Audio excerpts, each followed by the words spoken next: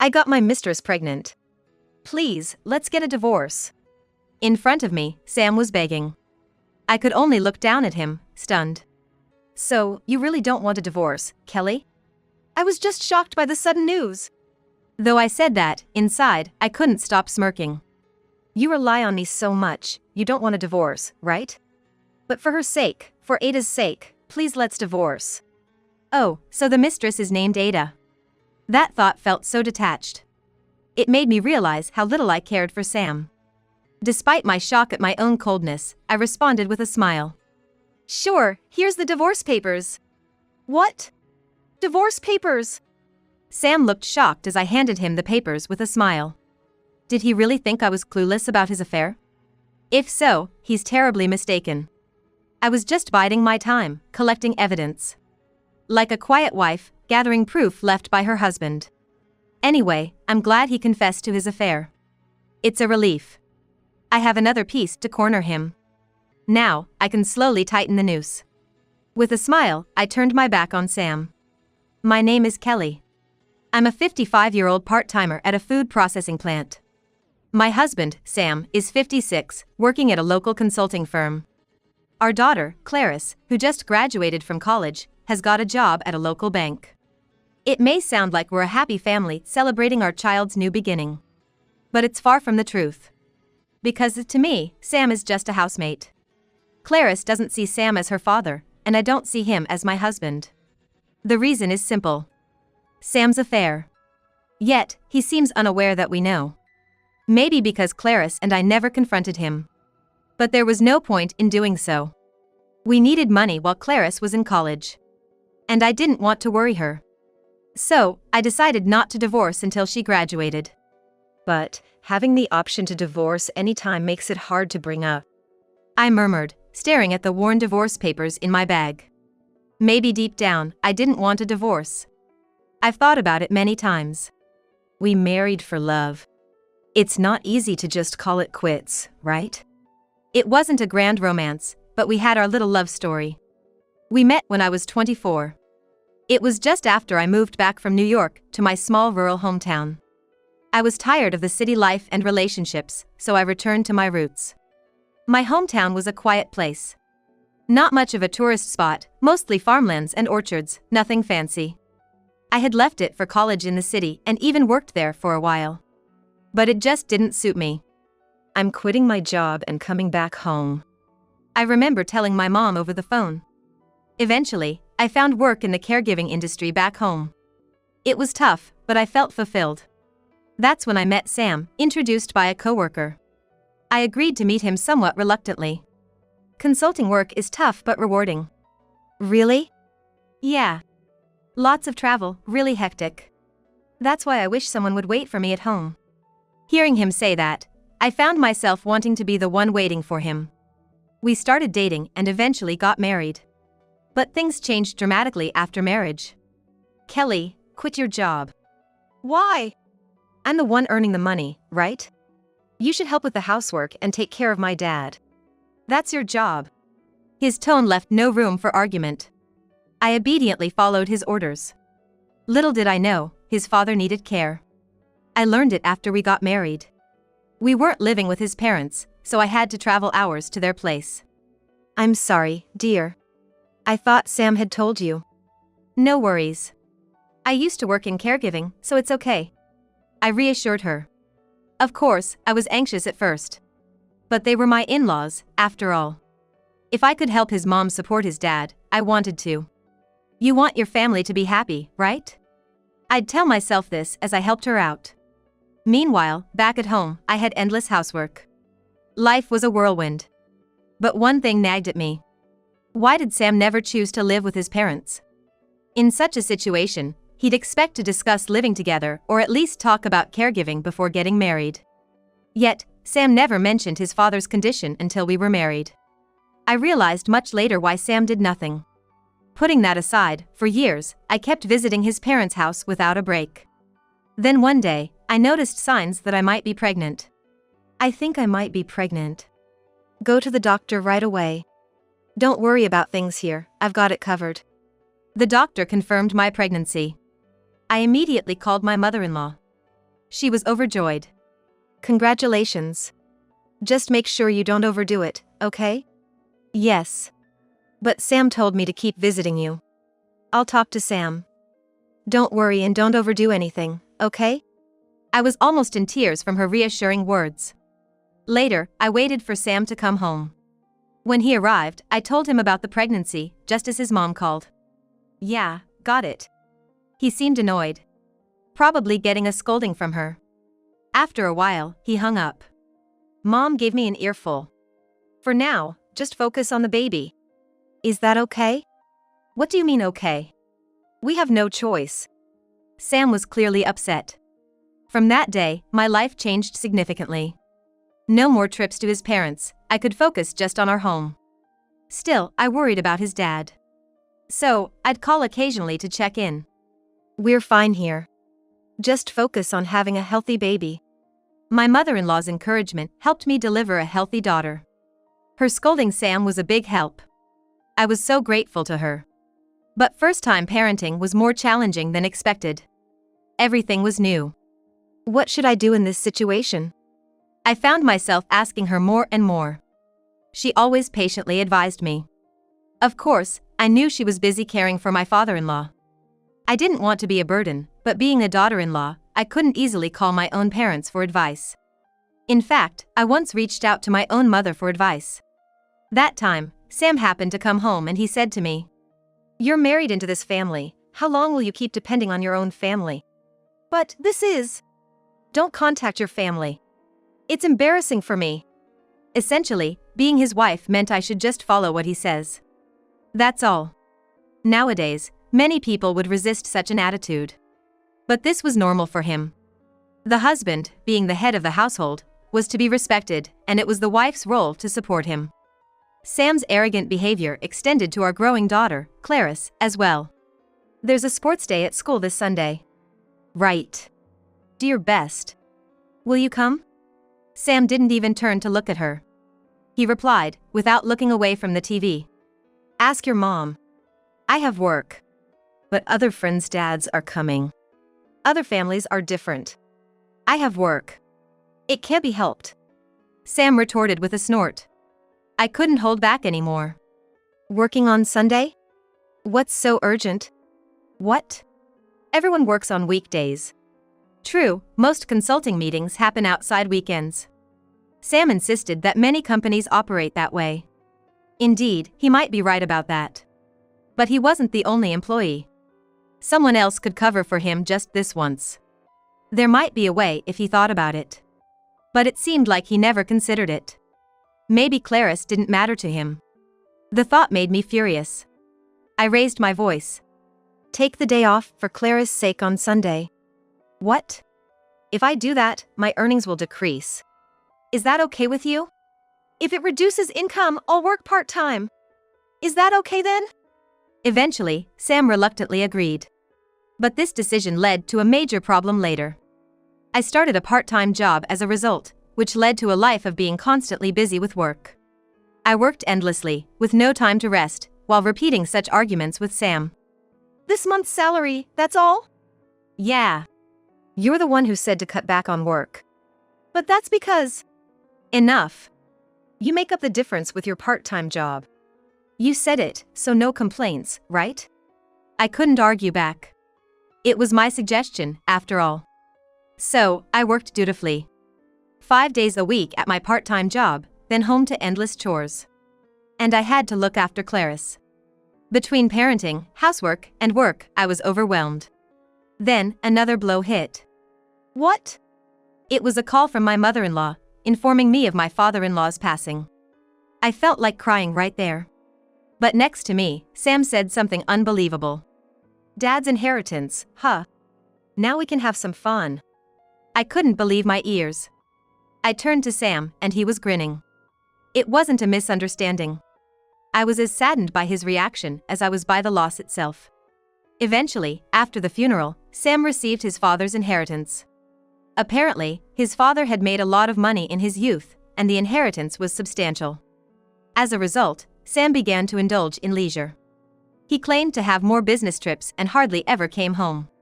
These business trips are lies. He must be having an affair. I wondered what to do. During this time, my mother-in-law came over. After hearing my story, she said that, "Actually, I've started a company. Working part-time with me might ease your burden a bit." Her story was as follows. After my father-in-law passed away, she felt lost. She had to live on her own. That's when she decided to work. But she didn't want just any job. So, she started a food processing company. They used local fruits to make jams and jellies. Surprisingly, there was a demand for it, with sales even in supermarkets and local markets. The workplace is close, and the hours are flexible. Encouraged by her words, I immediately started working at my mother-in-law's company. The salary was better than my previous job, and the hours were more flexible. Moreover, since all the employees were friends of my mother-in-law, I didn't feel any stress. Things have gotten easier, maybe it's time to investigate Sam's affair, I thought. But doing it myself seemed too difficult. So I hired a private investigator. The evidence came together quickly. Apparently, Sam was utterly careless. Pretending to be on business trips while actually on romantic getaways, meeting his mistress after work. It was clear. I could divorce him right away. But I hesitated. Clarice was still in high school. College would be expensive, and a divorce might affect her studies. So, I decided to wait until Clarice graduated from college before divorcing. I'll divorce after Clarice gets a job, I resolved, keeping a divorce application in my purse to remind myself. Years passed. Both happy and sad events occurred. Clarice graduated from college and found a job, but my mother-in-law fell ill. Should we put Mom in a facility? What? She's your mother. Mother or not, it doesn't matter. I just don't want to be involved. It's a hassle. His words stunned me. And I realized something. His hiding his father's condition and not wanting to live with him, it was all for this reason. That realization made me furious. I found myself unintentionally raising my voice. I will take care of your mother. Don't you interfere. So, I began caring for my mother-in-law. But at over 50, caregiving was tough for me. The fatigue accumulated more than I expected. I thought about quitting my 5-day-a-week part-time job. But I was working at my mother-in-law's company. Reporting back to her about the company felt like part of my caregiving duties. So, I continued to juggle work and caregiving. However, my efforts ended abruptly. A few months into my mother-in-law's care, she passed away. I threw myself into work as if to distract myself from my grief.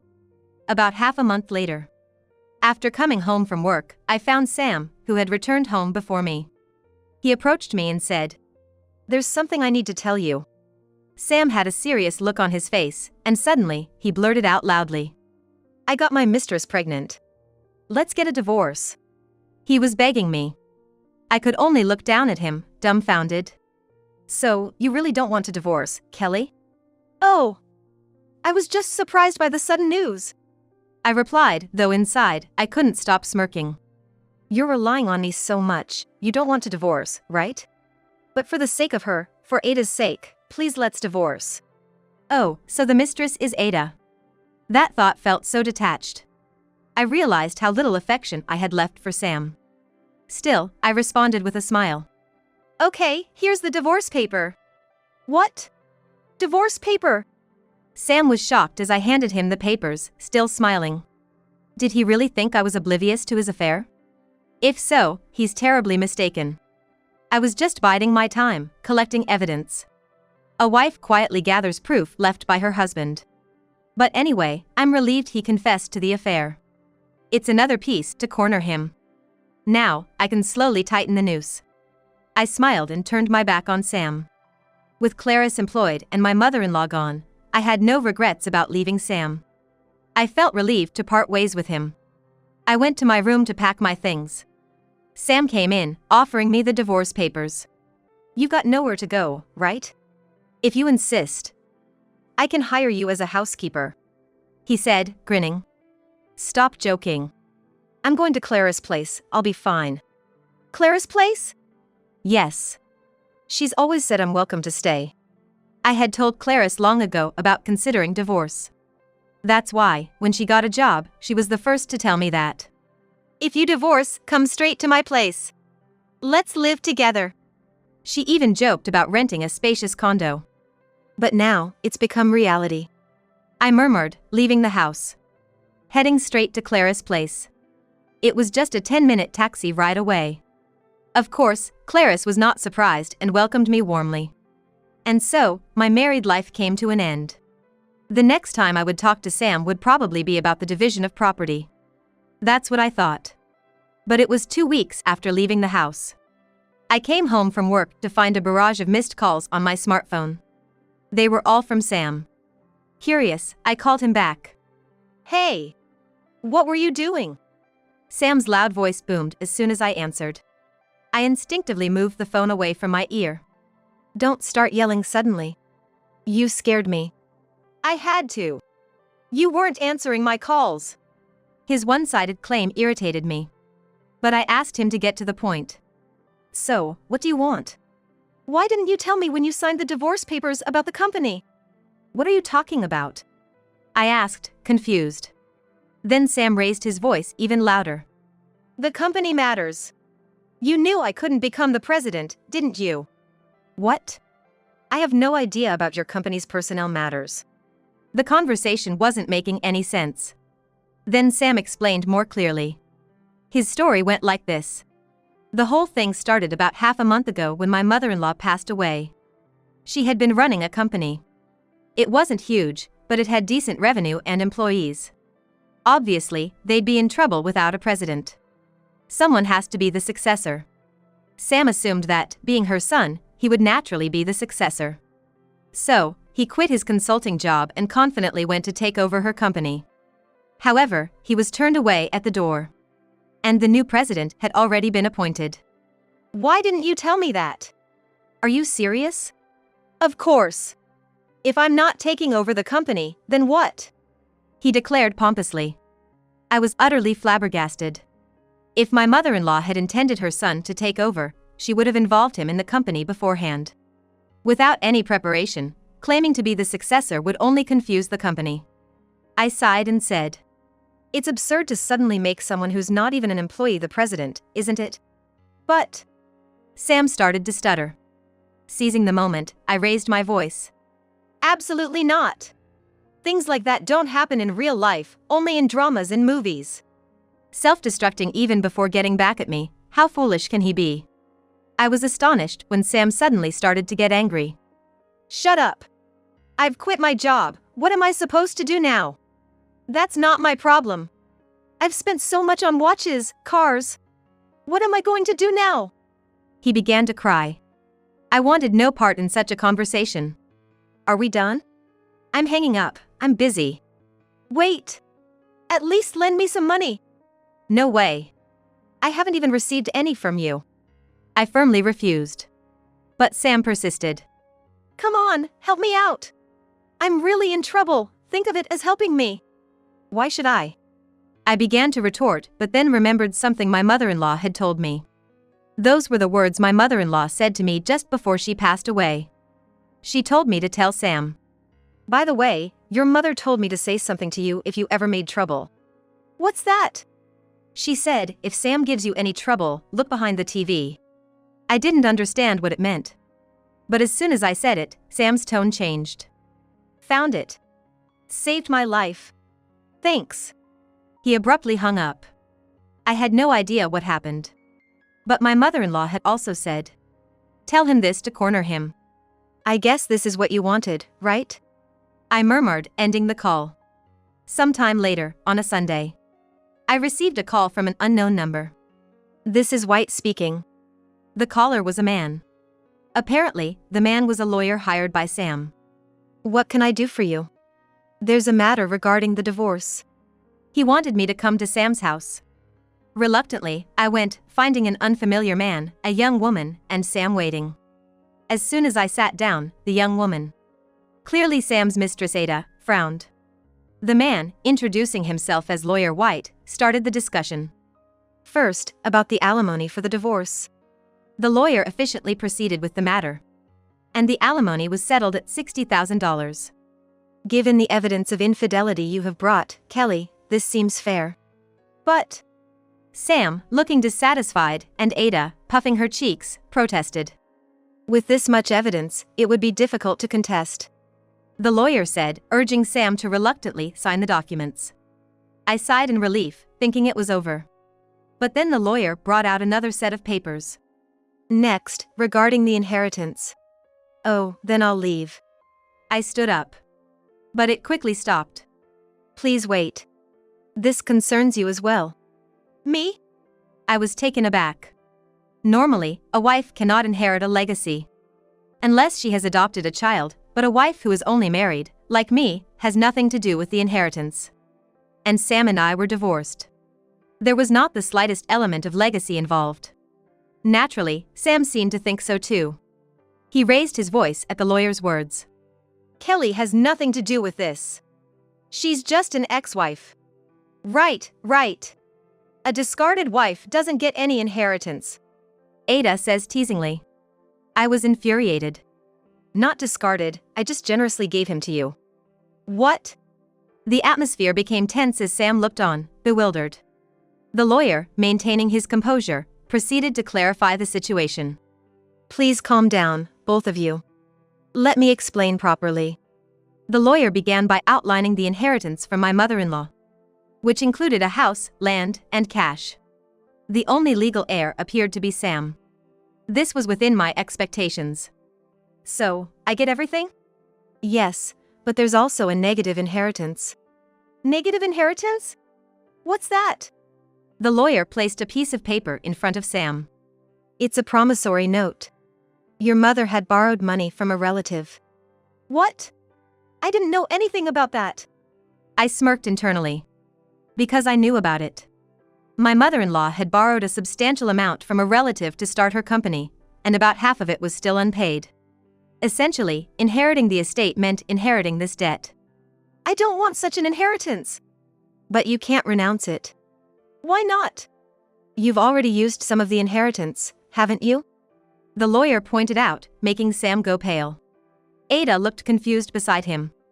My investigation revealed that you've withdrawn from the account. No, that's different. You had the access, right? No excuses. Sam collapsed in despair. That's it. My mother-in-law's words were about where she hid the pin. Sam had accessed her bank account using that information. She had cleverly saddled Sam with her debt.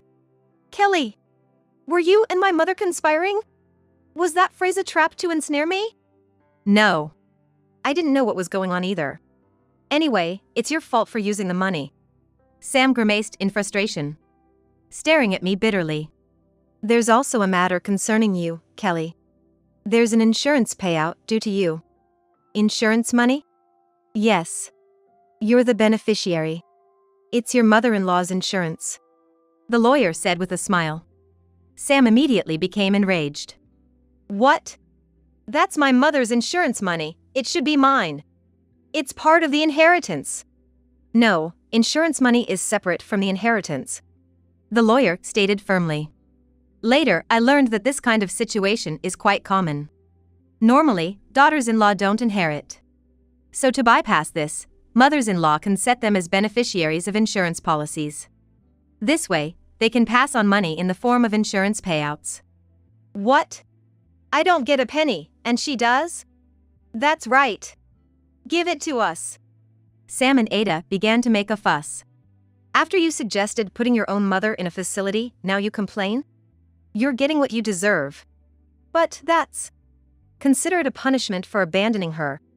Pay off the debt properly, I declared. Sam was left speechless.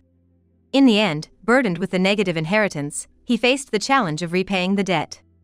Although there was property and land, the financial struggle was inevitable. Especially since he quit his job thinking he'd become the president of the company. With the inheritance issue resolved and our divorce finalized, things seemed settled. Whether I would receive the alimony was another matter, but at least there was closure. I'll visit the grave with Clarice soon. Wait for us, I murmured as I left Sam's house. Inside, I could hear Sam and Ayat arguing. What are we going to do about the baby coming? There's nothing I can do. I shouldn't have signed the marriage registration. I hurried home, pretending not to hear their quarrel. A week later. While at work, I had an odd premonition. Maybe my mother-in-law is trying to tell me something. Her image flashed in my mind. I couldn't focus until lunchtime. What's going on today? I wondered, casually checking my phone. Just then, it rang. From an unknown number. Here we go again, I thought, answering. Hello? Is this Kelly? Yes. Who is this? Thank you for your time the other day.